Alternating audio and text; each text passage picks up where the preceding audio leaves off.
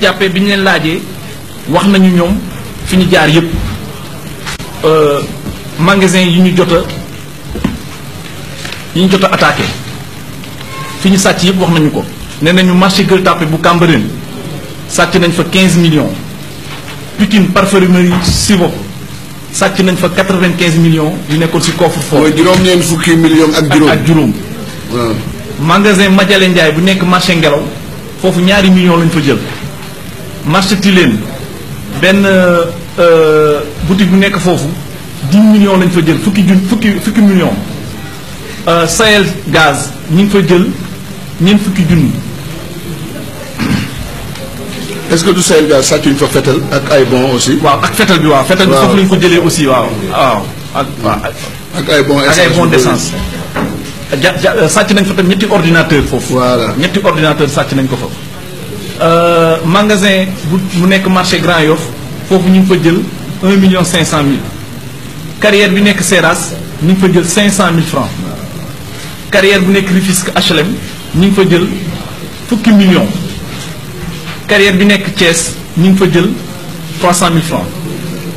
mais bande bi yemul na Dakar rek bande bi aussi da doon dem ci région yi maanaam da doon dem ci biir dëkk bi fu mel ni Saint-Louis dem nañ fa.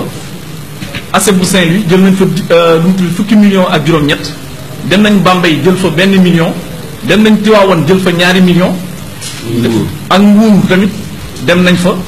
dem nañu Thiénaba ci benn pharmacie ñu la ñu dajji foofu ñu ngi fa jël 500 000 francs.